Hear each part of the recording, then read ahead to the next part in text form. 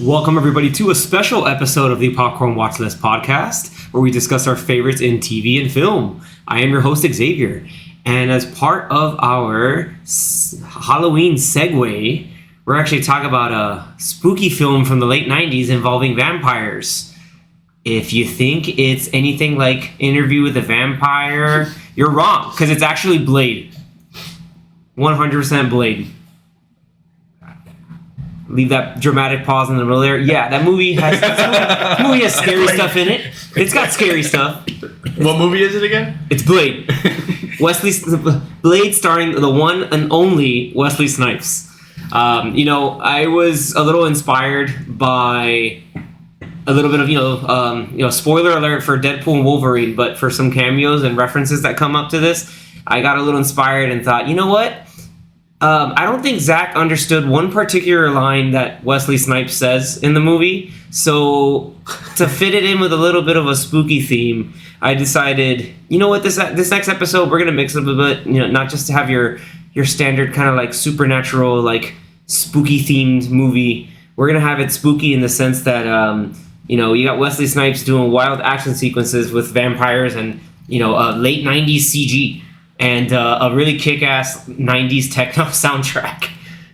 For all the really young listeners that we on our podcast, that's probably spooky enough as it is, because it's oh my god, these people are old. But I thought about it. I was like, you know what? This is a great opportunity to talk about one of the coolest action movies of the 90s, and that really kind of kickstarted this whole resurgence in Marvel comic books or just comic book movies in general. And, it's safe to say that a lot of this wouldn't have gotten started if Blade wasn't as much of a hit as it was. So that's my little preamble, a little improv, but more importantly, kind of true to the heart, because I love this movie a lot. I cannot wait to talk about it with my fellow Popcorn Watchlist panelists. We've got here Anthony. Hello. You've got Danny, who's only seen this I think twice or something. Once. Damn, it's the first time I've seen it. And Zach. So well, I've seen it once. This is the second time. Okay. So basically, you've seen it once. No, I'm kidding. And then you have Zach, this was your first time seeing it, right? Yes, I lost my Blade virginity. So. There you go. Whoa. There you go, everybody. Don't tell vampires that. He might just be familiar. Watch out. Check his tongue. Weird. No. Anyway, yeah, this movie came out in 2008. 1998. 2008. Whoa. Minus 10 years. Minus 10 years. 90. What am I thinking? 2008. Did he do? No, was he already in tax evasion? No, I forget. But I'm trying to remember. No, 2006 was Blade Trinity. Or no, was it 2004? I think you were thinking about when the MCU started, which is 08. 08, yeah. And so you're thinking of like Marvel, because this is technically a Marvel movie. Yeah, so pre-MCU. Iron Man was 10 years before Iron Man. Yeah. Look at that. Crazy. My brain's all over the place right now. Technically, this is the first Marvel movie, right? Because, if you count that Fantastic Four movie. No, I also count the really bad Captain America movie. But were those theater releases? Yes, and the Dolph Lundgren not Punisher movie. Well, the Fantastic Four one I think was a direct-to-video. Right. The Roger Corman one? Ooh, yeah. Right. We don't count that. I think this one, though, started the craze. Or at least the big... Of like the modern Marvel movies. Yeah, modern comic movie craze. Yeah, because 2 years later in 2000 was when the first X-Men movie came out. Yeah. So, yeah. And the rest is history. Spider-Man in 2002. 2001. I believe it's 2000. No. 2002. Wait, which one? Spider-Man. Oh, yeah, Yeah. Spider-Man was Right. 2004-07. Yeah, because I remember I was a freshman in 2002. And it came out around May, and everybody's freaking out because we had the Hulk teaser in the middle, right before the Spider-Man movie came out, in the middle of the trailers, and everybody lost their minds. Oh, yeah, because that movie came out in 2003. Yeah. Everybody lost their minds. Like, this is so cool. Yeah, man. It definitely kickstarted the more modern take on these comic book movies, because before that, I think you had a couple. You had, I think, Batman and Robin was probably the latest comic book type movie, and that was, I would say, on a big scale. I would say that was probably like the cutoff of like the kind of very silly and comic booky looking and style of comic book movies, and I think Blade and then X-Men started getting a little bit more serious and more realistic in terms of you have costume design. This is true. DC was really doing a lot of the movie stuff. Like they had, the Batman movies. Yeah. There was a Flash TV Superman show. movies. The Superman movies, obviously. And of course, in the '90s, they had their animated series with Batman and Superman, Justice League that were all very popular in the '90s. Marvel, meanwhile, had the other like Weird serials. interesting like series. Obviously, they had like the awesome Spider-Man cartoon. Yeah. But all they had, and that's actually funny enough. That's where I And first X-Men. learned about Blade, And X-Men. because Blade showed up in the Spider-Man cartoon. That's right, and X-Men first, and Blade shows up because there's a whole like plot with Michael Morbius, and Blade shows up, and you're just like, what the heck? He's there to try to kill Morbius, and Spider-Man's no. He's like, you can't Can't kill do him. that. He's like, yes, I can. I'm a vampire hunter. What do you expect me to do? It's like, that's my job. He's like, it's my city. Spider-Man's like, not anymore, son. No, it's just like, yeah. So they have That's a me they do have my a fight. webs. But then that's where they established the whole like idea that the movie I think does pretty well. The whole fact that like he's half human, half vampire. He has The all the Daywalker. strengths, none of the weaknesses, but with the occasional thirst for blood. The movie is really freaking cool. This was like really like the Anthony. How would you describe like the mid to late '90s, like when everything was really cool?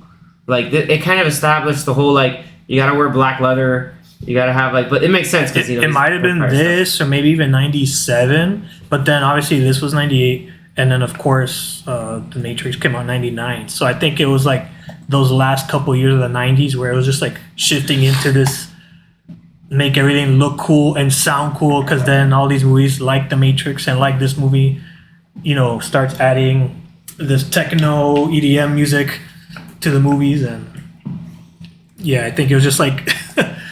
Let's get out of the kind of cheesy DC movie. Let's make it a little grittier, comic make book it a little era, cool. and let's just make everything cool now. And then, Yeah. I think that's why you have like when X-Men came out, they didn't have their yellow spandex. They had those like, let's make all the uniforms black. I mean, Yeah, let's not I was- differentiate who's who. I was kind of annoyed by that, but after a couple movies, I was like, I just got used to it. But it was still, it still looked cool, and I think that's what they were just going for. Is like we don't want to have everybody be bright and yellow, so let's just have everybody be. Yeah, this is gritty. We're dealing with vampires, and Uh-huh. this is wild because this movie was rated R, Yeah. Yeah. and this is a thing. I was like, I think when did Spawn come out?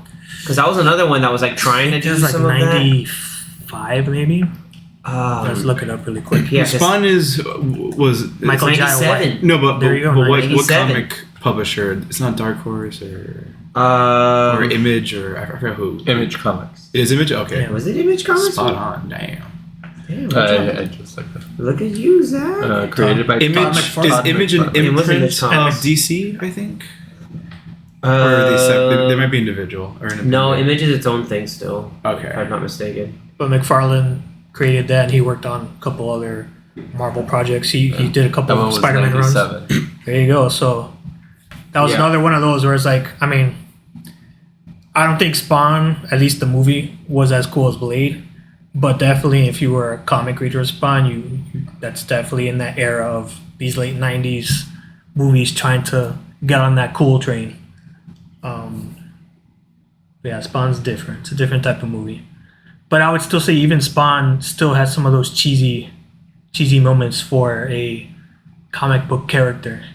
Even though it's very dark and serious material, it's still kind of cheesy. Yeah, especially like the clown violator stuff. Even Jason Wynn and the whole all that stuff going on. It was pretty cool. But like you had Spawn and then you had Blade coming up. We're like, man, this was like where we're trying to get really like serious, really gritty, really like 'Cause with serious. Like we with gotta Spawn. and we gotta be cool too. Like it can't be very super ultra toyetic like it was with with like especially Anthony mentioned Batman and Robin. That's hard to take that movie seriously. When Batman whips out a back credit card, what bank is he using? Oh wait, is that Bruce Wayne's personal account? Gee, I wonder where that comes from. He bought the bank. Yeah, That could be a whole nother episode. Because what's interesting about Blade being rated R is that this would be, I guess, Marvel's first rated R movie, obviously. Because I think everything else before that wasn't. It was probably PG-13 if it existed. Image Comics, because we're talking about Spawn. Like Spawn was rated R, right? Right. But Image also does like, they have The Walking Dead, they have Kick-Ass, they have Invincible. These are like more graphic. Those are more current. Yeah. They're more graphic comic books than like the typical Marvel. That are probably Spawn, more you mean like graphic? Yeah. Graphic violence or graphic novel? Both. graphic. Yeah. In the violence. Yeah, nah, dude. So fun fact, you mentioned like, oh, this is probably like its first like big rated R film. It turned out, it's technically speaking the Punisher movie with Dolph Lundgren. Yeah, Ivan Drago was Frank Castle. Oh, the one that it came out like in '89, '80s, yeah. But it's that's rated R. It is rated R. Oh, okay. I think it would have done a lot better. I mean, people will say it would have done a lot better if they actually used the iconic skull logo, but they kind of messed that up. But it's whatever. It's a movie. It's there. But Blade, I think, really starts kicking it to a whole new level. Like because the I guess newer Punisher came out in 2004 with Thomas Jane. Correct. And And Kevin Nash is that big Russian guy with the Travolta. funny thing. And John Travolta was the bad guy. That's right. so like not too many years after this movie and The Matrix, where more characters in there like black leather clothes or black coats. Yeah. It was, this was the thing. I remember seeing the trailers and there was just a lot of like action sequences, Wesley Snipes, just doing a lot of cool stuff with the sword, a couple cool kicks and punches, Steven Dorff doing weird stuff and just being like a just overall bad guy. And, it caught my attention because like I remember seeing Wesley Snipes being really good, like with like his action sequences in stuff like Passenger 57, Demolition Man. So him being Blade and having seen the Spider-Man cartoon, was like, oh, this makes perfect sense. This is going to be pretty cool. But I was 11 when this movie 10 when this movie came out, because I think it was like, it was before August of 98. So yeah, I was only 11. I was only 10 years old, so could not go see it by myself. My sister was 15, so she could totally, actually she was 16 still at the time. couldn't see it by herself. No, she was able to get in. I don't know what happened, but they sold. She looked older, so I guess they sold her 2 tickets, and we got in to see Blade. It was pretty freaking cool. Like it was one of those movies. I don't know, like the movie experience, watching that movie, just seeing a whole bunch of like really cool action stuff, and the fact that like for the time, like the CG wasn't like was actually pretty cool to see, because they're like, oh man, like they're doing a lot of like these vampire kills where they kind of like edit it out to where they just kind of like burn up from the skeleton inside out. I was like, that was a clever way to kind of not make it too like, oh, we got to have a whole bunch of dead bodies strewn around everywhere, and you can kind of clean up the sets to keep going with more and more action sequences.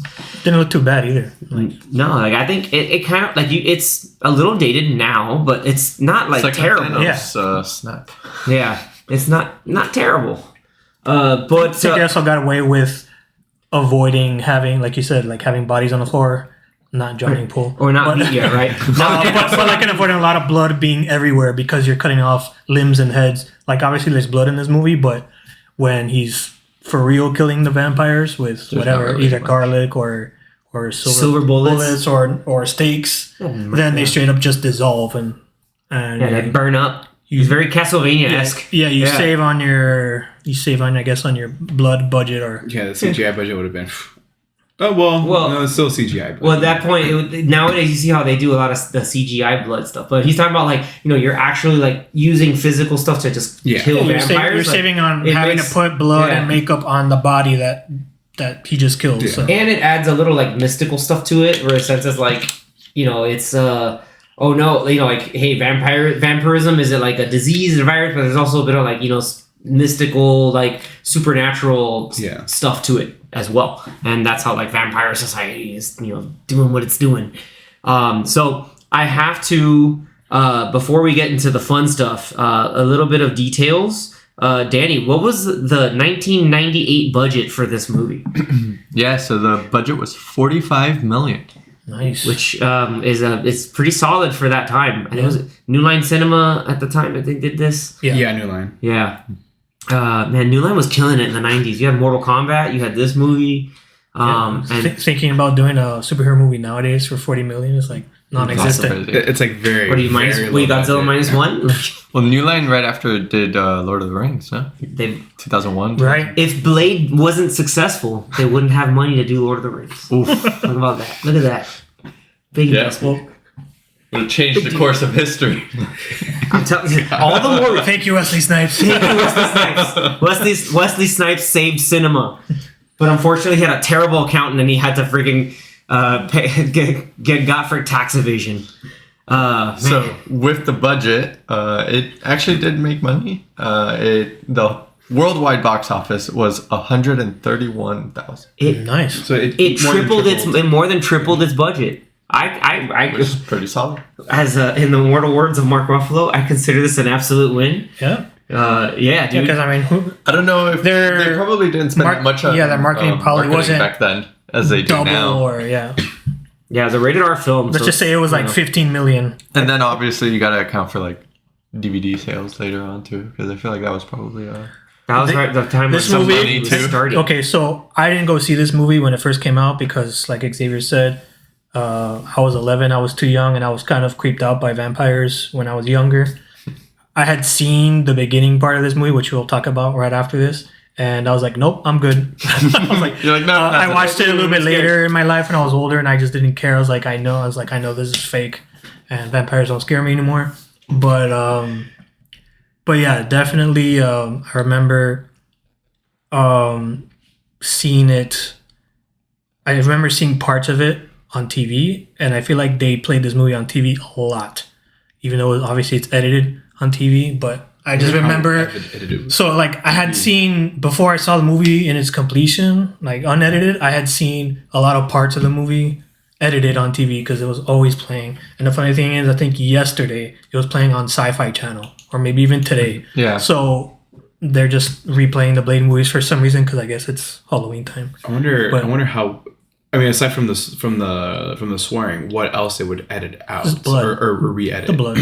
Yeah, a lot of the extra blood and like maybe some of the kills are. Because like that intro scene where the blood is coming from the sprinklers, like You can't really edit that, but unless they really any desaturate it. right. I think any additional Yeah. blood moments, like whenever they would bite someone or like cut their necks or like chop their arms off, like I guess they could easily like, edit I guess that the out. blood without the actual like causing of the blood. But yeah, Because like, if you really want to watch it unedited, you have to find on one of those movie channels like SARS or whatever else. Yeah, you have to have like premium Cinemax. cable it's back in the currently early 2000s. not being streamed for free anywhere. Yeah, You have to rent it for $3 or $4 somewhere. Yeah, or just try to find a collection on a Blu-ray somewhere and just own it. They're fun. They're at least the first one is awesome, and the second one is pretty like unique. We'll maybe talk about the second one day, but to go all the way back to the first one, Anthony's talking about not being able to see it in theaters. I saw this movie in theaters, and we have to talk about one of the most iconic opening sequences in all of cinema history, and this is the Blood Rave.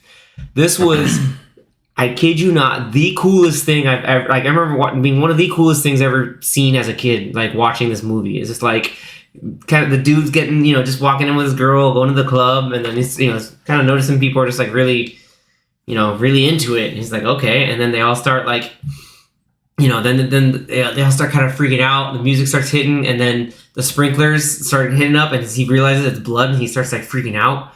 But like that music just starts kicking, and it's just this awesome techno beat. And like the moment when things start kind of getting really scary for this dude, that's when we get Wesley Snipes showing up as the introduction to this character, of what this character can do, the things he's into it, like. This guy, he just rolls up and means business. And he has all this really extended fight sequence, again, set to this badass music. He's doing everything from cutting people with swords, shooting like silver stakes into people, using like a silver-edged boomerang that just kind of cuts through everybody. But like, it's, like kind of gritty, but he's also like having fun because he's like, man, I hate vampires. So he's just like, hitting people with like that fist pump and that ridiculous fist pump. I was like, yeah, this is cool. Like, Well, As soon as I saw that, I was like, this movie. it's awesome. this movie is awesome. Exactly. But I mean, I will expect. I'll also full disclosure, accept no criticism of this movie whatsoever. Okay. no, the one of the first kills that he does when he starts fighting everybody in the club, he just gets like one of his knives and straight up just like knives a guy through his mouth and then like lifts him up to the ceiling. I was like, damn. You're like, well, hey, he's strong. He's got the tools and like he's got the talent. He just and no, so like, and even when he shows up like just there, he just gets all surrounded by all of them. They're all kind of like Shun Fangs, whatever. It's like. It's probably, oh my god, it's Jason Bourne. Yeah, basically, pretty much. Kind of like it's the Daywalker. He's just like, what? And then he's there with his full-on trench coat. Like that was kind of like just looks so badass. Yeah, like that was cool. that really inspired a lot of looks, for better and for worse for people. But like with everything, like even like his haircut, which is like that flat it's top. Weird, but it's cool at the same time. Then with the haircut, he has a tattoo that goes beneath the hair on his neck. And then his glasses and his coat, and then under the coat he just looks like some dude in the army. He has like every single weapon imaginable. He has it's like a really like heavy kind of like huge utility belt, or big utility big chest vest, plate, and like army pants. Like again, he's just equipped to go and take out a whole bunch of vampires. Like I want to know, Zach and Danny, what your reactions were to this sequence. Like I told you, I just watched the movie, like this theater speakers are thumping and just all this crazy action going on. I'm just like, this is awesome. I was looking at my sister, she's like, this is freaking cool. Like, and just like just really iconic moment that kind of like gets burned into my brain forever because it's just so damn cool. It did give me that 90s, early 2000s cheesy, but not in a bad way. Kind of like a character introduction, and he does like some badass fighting stuff, and then excuse me, and then he gets away, or he eventually gets out of there before the police show up, which was weird. I don't know how they don't see him. Big black coat. I don't know. I mean, they show in the movie that he's very fast. He's like Batman. He's like. Yeah. Oh yeah, swoops away. When he has moments where he just shows up. He has fast reflexes. He's super strong. Like he has all the vampire gifts with none of the weaknesses. Like you have Deacon Frost saying that a few times. Just like this guy, like he's just running around just messing everything up. What was your favorite weapon? My favorite weapon? I like the sword. Ooh. I like the sword. He's got swords. He's got multiple guns. That one gun that's huge. I don't even know what that is. He's just machine gun. The machine gun, and then he has the frisbee knife. I don't know what you call that. The boomerang. Not frisbee. Boomerang. The boomerang knife. That one was cool because in the intro sequence, there's one point where he takes it out and then he throws it. And it's it like just 4 guys. chops everyone's head off. It follows the wall. It follows the wall. He goes back to it. He catches it, and he's kind of like smiling. He does a smile, like got him. It wasn't in that scene, right? It was later on in the movie. Frank in the room, right? No, I can't remember. No, I thought it was this one. Oh, it was the beginning. Yeah, it's a very because like at some point he jumps into like whatever shower area or whatever bathroom area. It's like a small enclosed area. Yeah, and he's just like, he's just so happy. There's a lot of camera, like quick camera cuts to explain like how like super fast it is. So some interesting kind of like interesting choices with the camera work. It works, which is weird because you think at first like, oh, this is disorienting, hard to see, but like because it then focuses on a lot of the action and it doesn't do what we consider now like a lot of shaky cam. Because Wesley Snipes can do a lot of his stuff. It works. Comes out really cool. Okay, because I was wondering about that too. Because so he does do a lot or all of his own stunts. Pretty much, yeah. There was, if you ever go and watch Demolition Man, like there's just a point where like they write it in the plot that this guy like ends up knowing more martial arts, so that he's just like just whooping on all the future cops, and like even Sylvester Stallone's character, who's the main character who fights him, he's just like surprised, like this guy is not supposed to know how to fight like this, but they kind of wrote it into there in there to highlight a lot of the skills that he has. He can act, he can do all that stuff. So this movie honestly is a great showcase for Wesley Snipes. I know that's become probably his most one of his most iconic roles between this, Simon Phoenix, and Nino Brown from New Jack City. It's another movie you should probably watch. It's really good. It's kind of long, but it's really good. Yeah, there's this and quite a few other action sequences that are just really freaking cool. But Danny, any good takes on this? Well, I had seen it before, like the opening sequence. I had seen it a long time ago when I first watched this movie. Were you scared?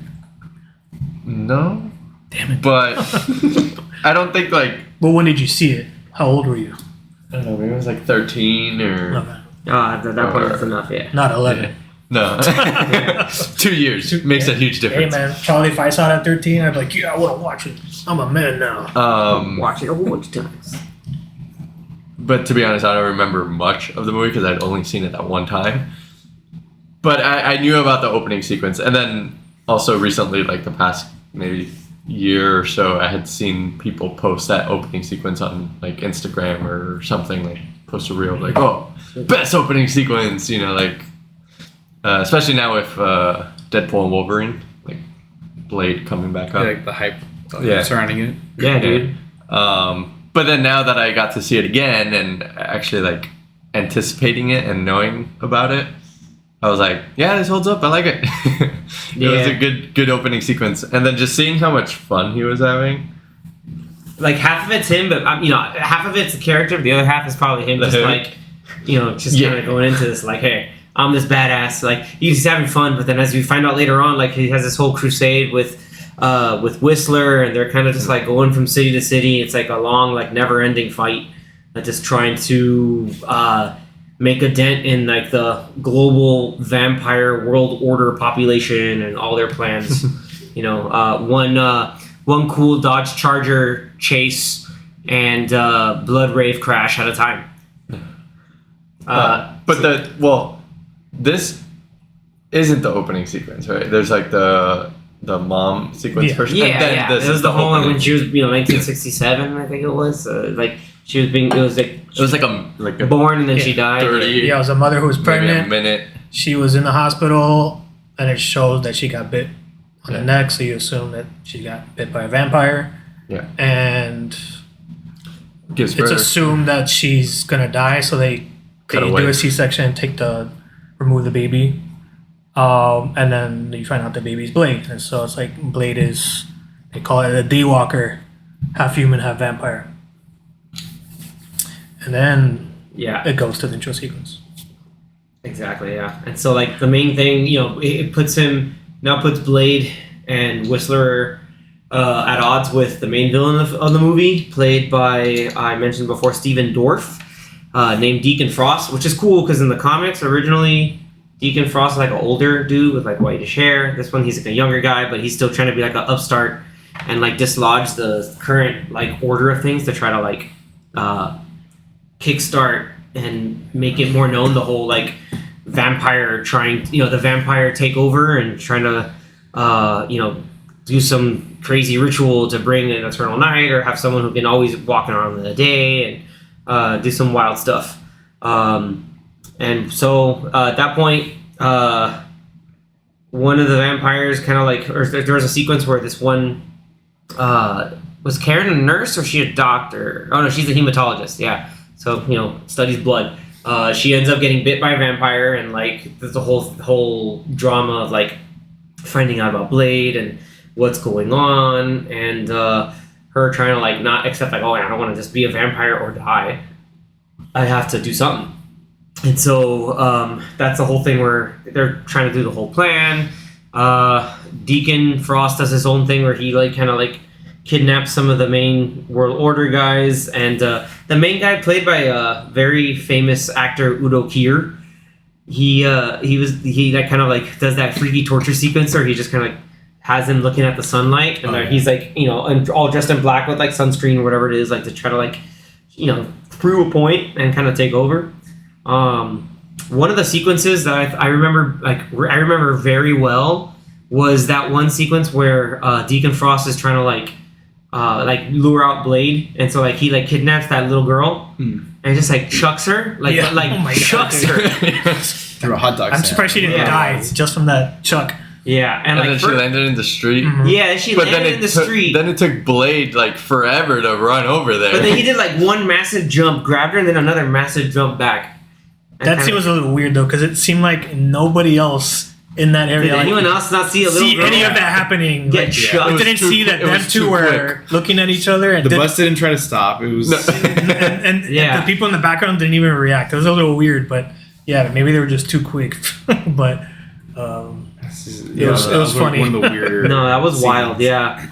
And then basically, yeah, like there was that whole other like fight sequence in the offices where Blade goes up and finds Pearl, like the really fat like data miner vampire. Like that was nasty. That was kind of nasty. They got him good too. Like that's when they start realizing, oh, we can use UV light to mess them up too.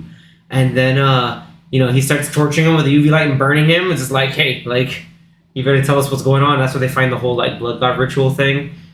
Which conveniently, they erected the temple somewhere in or around or like outside of LA or wherever it was. But we don't think too hard. Don't worry about it. And that's where while Karen's trying to find a cure, she discovers like it's like the secret weapon of the movie, which is the EDTA with vampire blood infusion that just basically that has those vials that if you just kick into people. Or just stab them, like explode. It's just all the vampires just pop. So it's just like, hey, you have this anticoagulant, stab into a vampire, they did. And spectacular. I remember seeing that the first time in the theater, like holy crap, that dude blew up, and they just ballooned and popped. And again, like you start like he's doing other stuff, adding that into the fight sequence.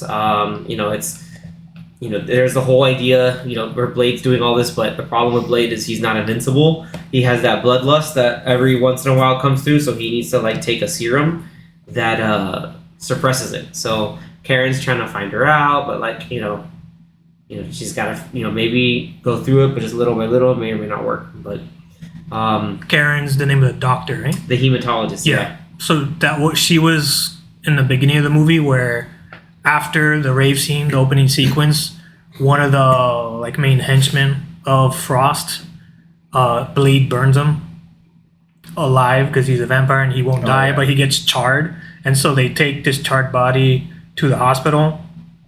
And then as the mortician, right, as he's looking at the body, he goes to what's your name again? Karen or Catherine? Karen. Okay, I don't know why I thought it was Catherine.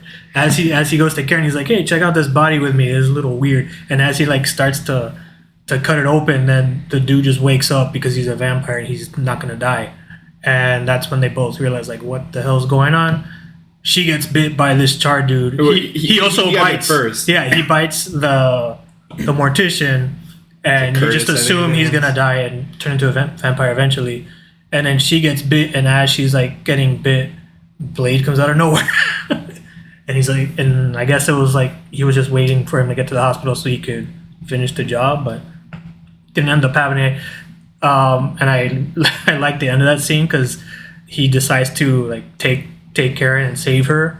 And then he runs to a window, and as cops come to the hospital to shoot him, he again chucking in his movie. He just chucks her out of the window. Get out of here. And then good thing he has good aim. She lands on some random tent thing and rolls onto the floor. Yeah, that was hilarious. Damn, you break the window, throw her out the window, and she goes across the building, and then he jumps and meets you there. And he doesn't do the roll. He straight up does superhero landing with his knee and everything. But yeah, it was really cool. In that scene, the part I liked the most was when the cop show up and they're shooting, and he turns around and he's like, "Mother, what the hell?" He's like, "Are you out of your mind?" Yeah. Oh yeah, I remember that. He shot it. He goes, "Motherfucker, are you out of your mind?" Holy! I totally remember that line. Yeah, I completely forgot about that. Yeah, that was someone the guy's scared of him. He's like, "Are you out of your mind?" That was freak. That was the Wesley Snipes coming out of that. It was freaking awesome.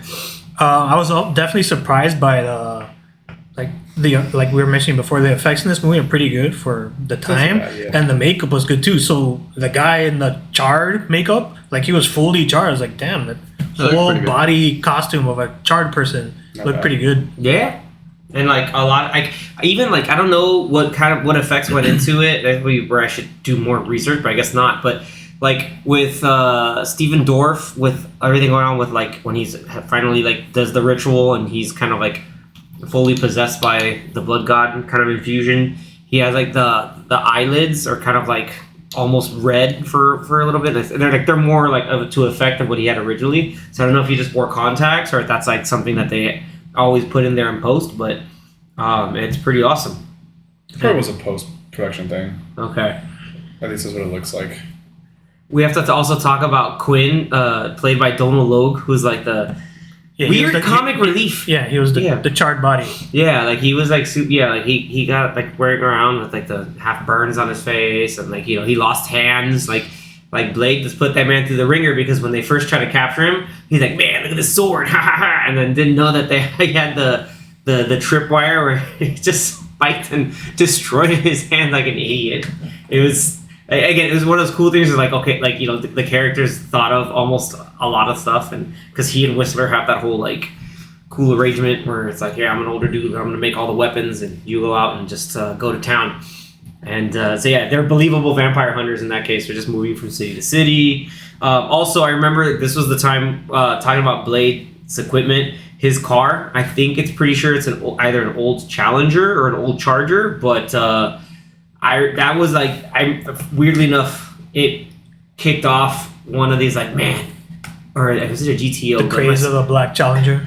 Probably, yeah. Fast and Furious. You see that? If this again, another 2001? reason 2001 was Fast and Furious. If Blade didn't do well, people would not want that '68 Charger. It's just it's too good. Like, but that was one of my issues. One of my complaints with this movie is that scene where he was chasing that dirty cop in his car. I'm like, why is this scene all sped up?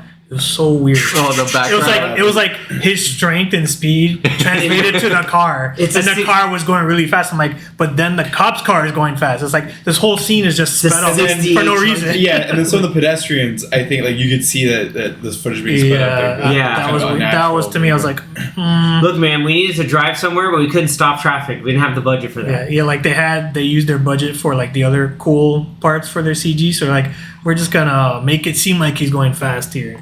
The same thing with we were mentioning earlier, that scene where Frost chucks that girl. Blade shoots him before she gets chucked, or I think he shoots him right after, and he does like a little bullet time, and that was like pre-Matrix bullet time, and it kind of looked not so hot. so it was a little there's some janky effects in the movie, but overall I think it looked pretty good. Yeah, it does. They do the job. They pretty much do the job. I'll open it up to the rest of the panel because I can, reminisce on a lot of other little things in this movie. But what any other sequences or even like the final climax action sequence that kind of like stands out to you or something you want to note or think something a personal takeaway so that the rest of the audience can kind of get something personal from you guys. Well, I was just watching it right before this episode, literally like maybe 30 minutes ago. We had just finished it. And everyone joined in at the last like maybe 20 minutes where the final fight sequence was going on. That was a lot of fun with the martial arts and fighting. I think Zach was mentioning that one sequence where they're both like kicking. Yeah, the two guys are they're doing like spinning heel spinning heel kicks outward, just kind of like. And then at one point, Blade's like, "Wait, what are we doing?" And he just goes to trip the guy. Like, and there were a few of those that ended up being some really cool takedowns, or some low key like wild ones, like where he just does the kung fu like grab the trachea thing off of one guy. And like that just took him out, just fighting with other weapons. It's basically the whole shtick was him trying to get his sword back, because before that, when they did the whole like blood ritual, Deacon Frost, like one of his like vampire brides, this one chick, I forgot her name, Mercury or something. She like basically like was like schooled one guy to shut up, so he stabbed the dude and then kicked the sword through him, and then he like not dissolved, but like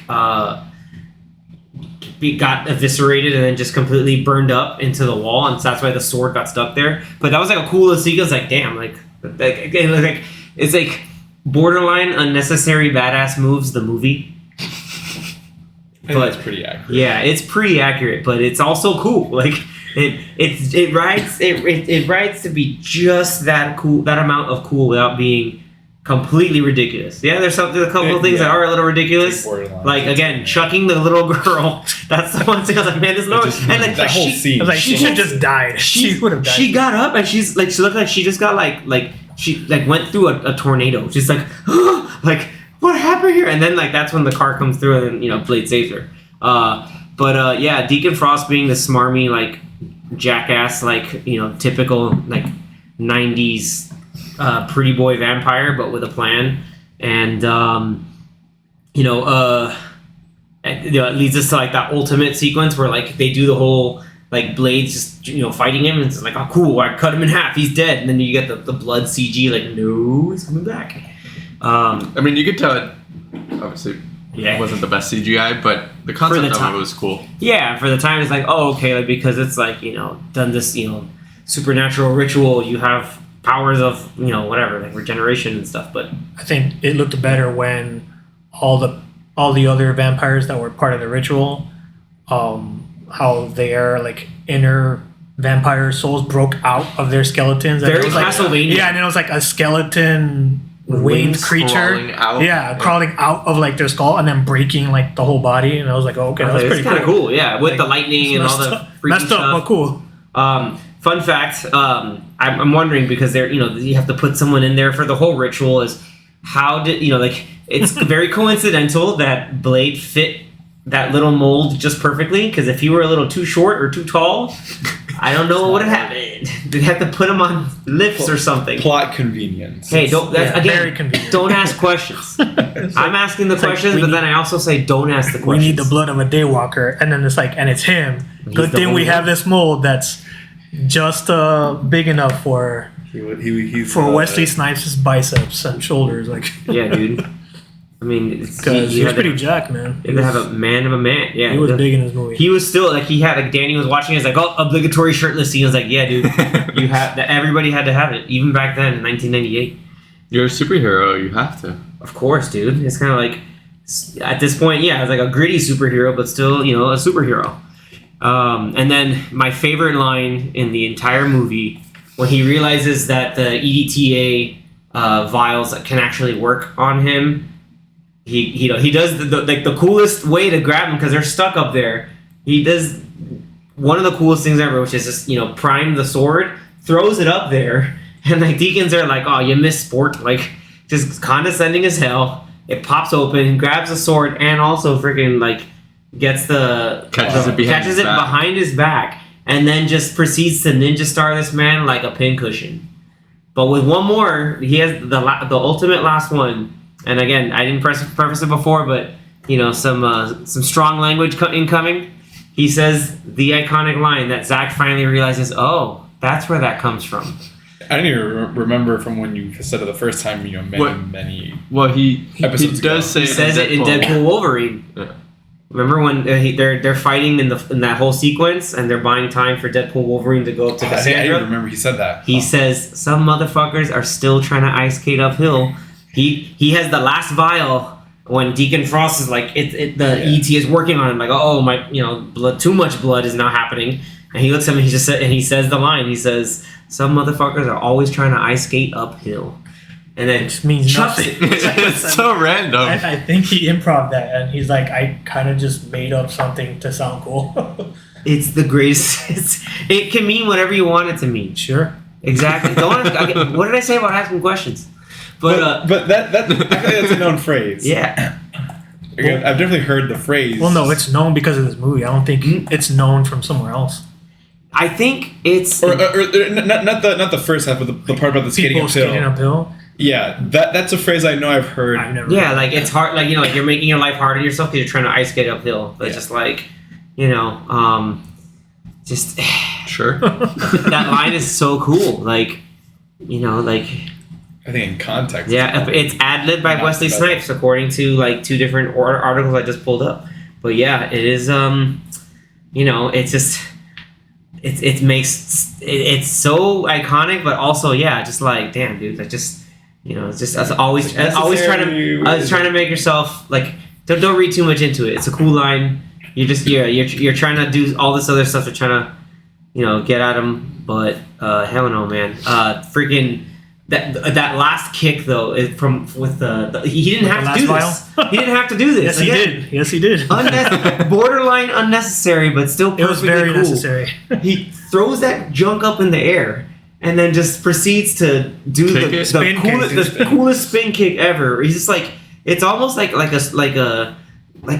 don't even describe the kick. Just practicing for that TikTok craze a couple years ago when everybody was trying to kick the water bottle tops. Guys, Wesley Snipes already did it. Like he was already doing it beforehand, and that's like where you finally get the final takedown of the kill, and that was one way to close it off. It's like you're making your action star really look like a stud there. It's a really cool moment. Yeah, I mean that whole what was it like the last 15 minutes of the movie is just like an action sequence of Wesley Snipes messing up vampires. Yeah, with shovels, his bare hands, everything. the silver wire that he used to decapitate cool. Quinn. I remember seeing it, I was like, oh, he's on. Once he did that, and then he catches his glasses, and then the music starts. The music hits again. You're like, that's it. They're all done. Like they're all done. I want to shout out. I think we only mentioned him once. R.I.P. Chris Christopherson, who was Whistler in this movie, who is like Blade's friend or his buddy. His friend makes his weapons. And weapons guy. Yeah, he makes all his weapons for him. Yeah, just recently Chris Christopherson passed away, but he played that role like it's perfect. Like it's such a cool, like kind of like old grizzled badass mentor for Blade. And he's like, I found him trying to do feeding stuff, and I realized, and like you get the little backstory how they met and how they're just doing stuff. Yeah, like he did that really well. Like all his scenes are very impactful. Kind of like an Alfred to Batman, but he's not a butler. But he's able to like do everything to help Batman. So it's pretty cool. Always gotta have one of those. Yeah, dude. Remember, guys, if you're gonna save the world from a vampire world order, you can't do it alone. You need a guy in a chair. You need a guy in the chair. It's always there. And he did everything. He made his weapons. He like knew about like science and serums and all this stuff. And he looked like he was a computer person too. So that guy was super smart. He could shoot, kill. Yeah, I mean he was like he was a cool enough guy that he was in scenes with Blade and was like had great banter between the two. And then so like it sucks that by like the 2/3 of the movie they end up killing him because they find their base, and then Frost just goes to their base when Blade isn't there, and then freaking stomps on his face like 10 times, which sucks. But it was pretty sad. But he didn't die there because he's a badass. He waited till Blade got there and then died afterwards. Yeah, like you said, it's a whole once some of the essence comes on, it's a total thing. Especially to the point where like he's in that corner and just stomps a mud hole in one dude. Like he's just like kicking this man senseless. I was like, what, good for him, because that dude probably deserved it. Well, the guy that he kicked and he like jumped up on. The final kick in the last sequence. There's like that one guy he was extra mad at, and he just like I think kicked him. The 5 final times. kick and like launches him up because like oh wait, he's like really energized with people blood and not just the serum or whatever. So like it kind of like powered him up. So it was pretty out of hand.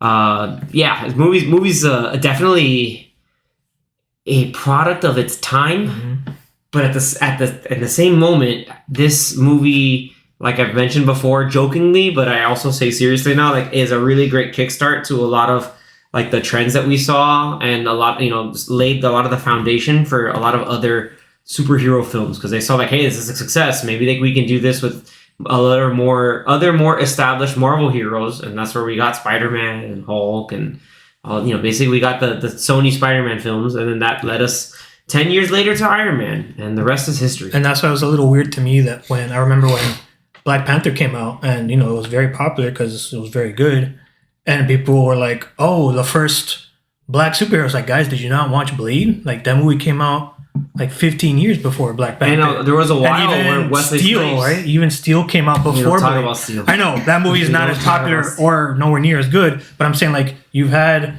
black actors portray comic book characters. I guess they beforehand. mean it Spawn in the sense of was it a- being super successful. right. Because, But the thing is, I $1 think billion. for back then, '98, I think Blade would have been considered a success. Yeah, it So- was a success. So that's why I'm like, Not technically, Black PG-13 Panther, or success. not, technically, Blade, in my opinion, was like the poster child for like, hey man, look how successful a movie could be, and it's a African American actor playing a comic book character. So yeah, it's pretty cool. And even now with Deadpool Wolverine, is like, at least for us when we went, and I've heard other people say as well that when they're showing that scene with the cameos, that when Blade comes out, that got one of the biggest pops because Yeah. people are like, Quick pop. oh, because I think it was just Huge such a pop. big was the surprise, most and unexpected I think it was of most unexpected, and I think it's also like out of those characters, the most known because Elektra was in Daredevil and she had her own movie, but those movies weren't very good, and I don't think they were nowhere near as popular as Blade was. Blade had 3 movies,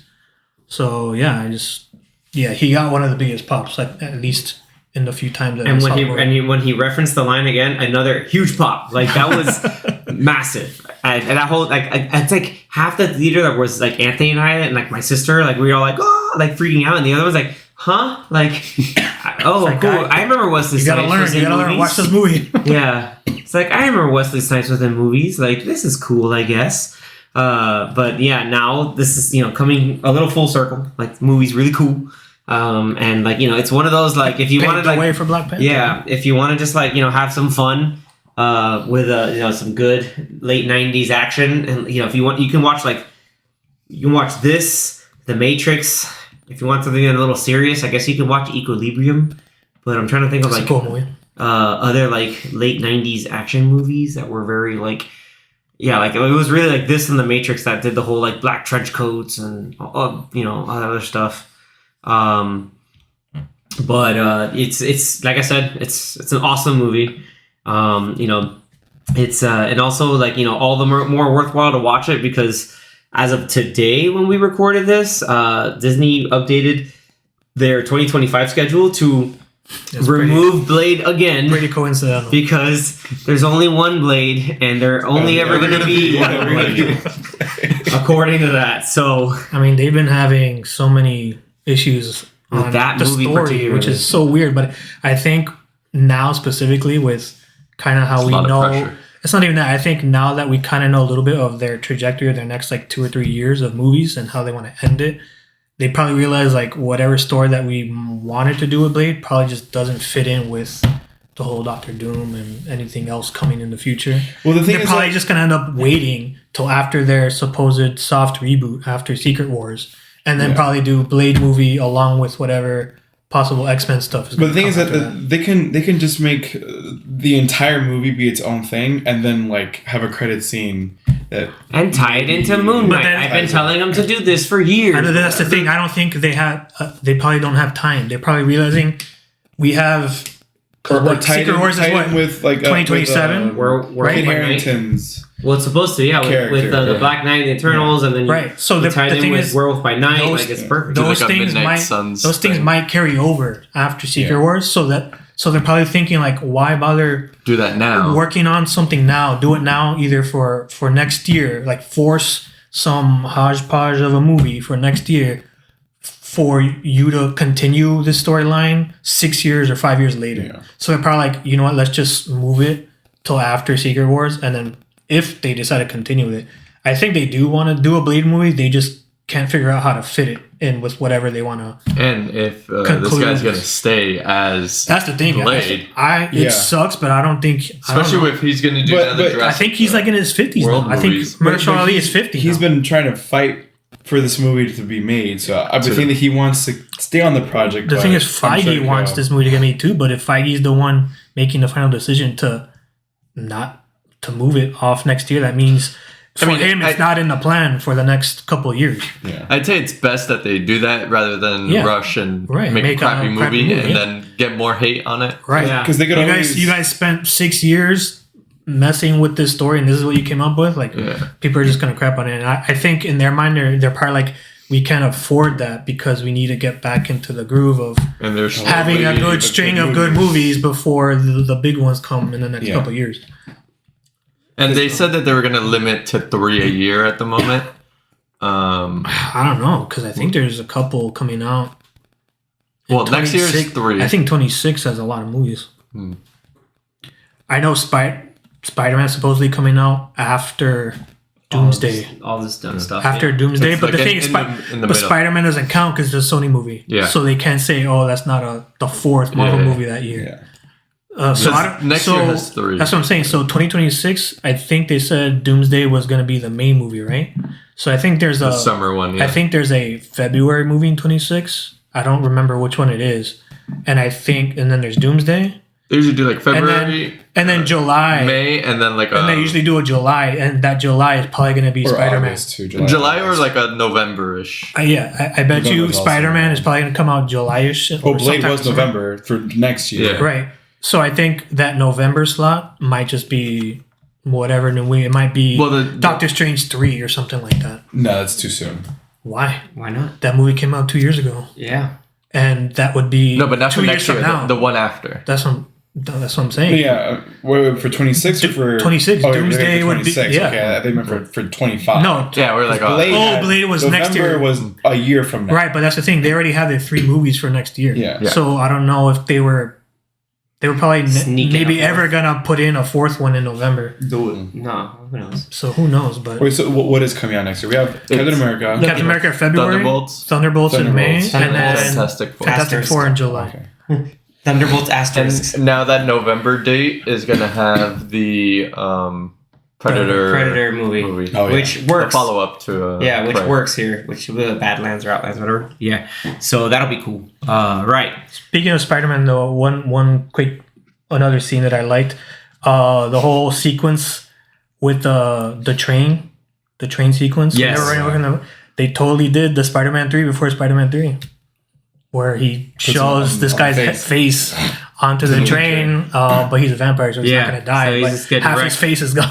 Yep. So I was like, oh, pretty cool. And Oh, and then he wouldn't be just, like- surprised if Sam Raimi saw that. I was like, hey, Hey, I want to put I that would in do my that third in movie. Sandman. he's waiting for the train to pass, and then he just like grabs it and like Well, he dislocates his shoulder. Yeah. I'm glad that they showed that. He's like, yeah, I dislocated my shoulder. And she had to pop it back. Yeah. It's like, you're not that strong. makes sense. That's what I first thought too. I was like, that's why. I was like, no, he's not back in there in place. Speaking of putting back in place, that kind of reminds me, we're talking about like all the Sony stuff. Ties in perfectly to another, kind of wild franchise that's finally getting its third film. We'll see what we do there. We're gonna be lacing up our shoes for Venom: The Last Dance. Ooh, nice. See what I did there? See, I'm good sometimes at this. Yeah. Good segue. So a good segue to that. We'll we'll have a little conversation for that. I know Danny's excited to see it. Hopefully, it's fun at least to end the trilogy. It looks like Tom Hardy has fun making these, so good for him, I suppose. But God. Anyway, yeah. Hopefully, it's longer than Let There Be Carnage, because 90-minute movie. that movie with credits is 90 minutes long. I guess there's a lot of CG, but it's 90 minutes long. And I guess we'll see who plays Noel, because there's been like one day everyone says it's this person. Norman Reedus. Yeah, and then Well, the new rumor is the guy who Andy directed the second Serkis. movie. Yeah, Yeah. Andy Serkis. So we'll see. That'd be wild. Yeah. But But the thing is, if this guy's going to be like all CG and mocap, it's like, well, who's the Perfect. mocap? He's the mocap god. master, yeah. he's the mocap god. Exactly. And I guess now Sony's doing the Marvel run, releasing 3 movies a year because they did Madam Web, now Venom, and then Kraven next month. If Venom is not good and if Kraven's not good, then you're going to just have 3 bad movies this year, which is... A part of me hopes they're all bad, hopefully- so at least we have consistency. But I hope at least Venom's probably going to be the pulls best. through. Venom will probably be more entertaining. I have no idea if I'm interested in watching Kraven like that. I'm just surprised Kraven's coming out so soon. Right, it's after coming Venom. out like in Christmas alongside like Nosferatu, and then I forgot some other like nice family movie. That's coming Mufasa. out. Yeah, there you go, Mufasa. So what a Christmas Day film. Christmas Day Weekend. theater weekend kind of like release for people want to see. Oh, Zach, since this was your first time watching Blade, Did you see the twist coming that the mom was still alive? Oh, Spoilers! I think I realized that the first time they kind of hinted at her when she comes out of that pod bed yeah, but thing. you didn't know that was her. I had a feeling. You're I like, had a feeling. I knew. I'm like, but I caught the twist in Beetlejuice. I know what's the going on. reaction. Yeah, I'm used to this right now. No, I I've did seen kind of. Shyamalan movies. I did kind of like when that first thing came out. I'm like, you know, if that's somehow his mom, because I mean, to me it would have made sense because she was bitten. She wasn't gonna die, right? So then where does she go? And then you know she comes out of the thing. And I'm like, okay, this like it has to be her. Like there's no way it's not. Like who else would it be? Like they're hiding the face on purpose. There's got to be something going on. And then of course they reveal her like half an hour later. So And they kept flashing back to the scene. Like he kept having. It's like, kind of known. Yeah, he's remembering like my first memory is my mother dying. I'm the reason why she died. That fist. all the you know the themes of guilt and you know suppressing who I truly you know what I am or whatever.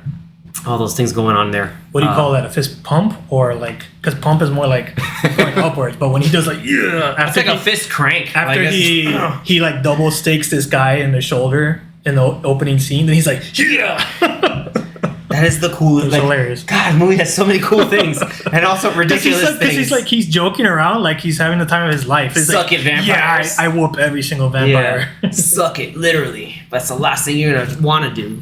Can't suck anything because you're dead with your freaking teeth. And the whole like you know idea that you know the familiars having the tattoos on under their tongues and it's like that's pretty wild. That like yeah you can't kill him because I'm a familiar.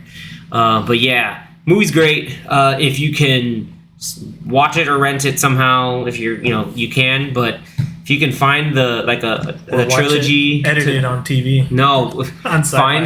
find the trilogy if you can. And on like Blu-ray or something, you know, definitely do it.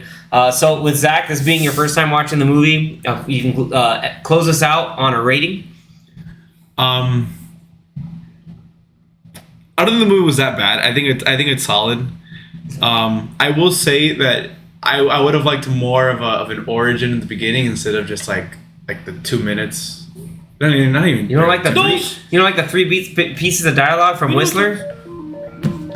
Well, no, I'm more. Well, Yeah, I mean he kind of explains it later. That's like yeah, okay, he explains it later, but I would have liked to have 20. It's one of those like show don't tell kind of things. Like just give us an actual like maybe 10-minute opening scene where like the mom is out somewhere maybe with her husband, she's pregnant, whatever, and then she gets attacked by a vampire, by Frost because it's revealed that he was one that bit her. But then you wouldn't have gotten. I'm your vampire daddy.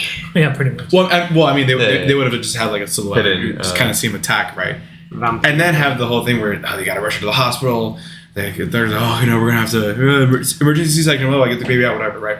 I would have liked that than just like the flashbacks and then an explanation. I want a show not tell situation. I don't want to just like here's an exposition. Dude, we only have a $45 million budget. they could squeeze in 10. It's just under 2 hours. They could have squeezed in an extra 5-10 minutes. I think they're just trying to save, and they were probably like, you know, this movie's about vampires, so when you see the opening sequence that there's a person who's pregnant with 2 holes in their neck, you could probably assume that they got bit by a vampire. I feel like that's probably what they were thinking. Like, hopefully, whoever's watching can just make these assumptions. But yeah, not everybody may notice that. So I could. It was very much like a you need.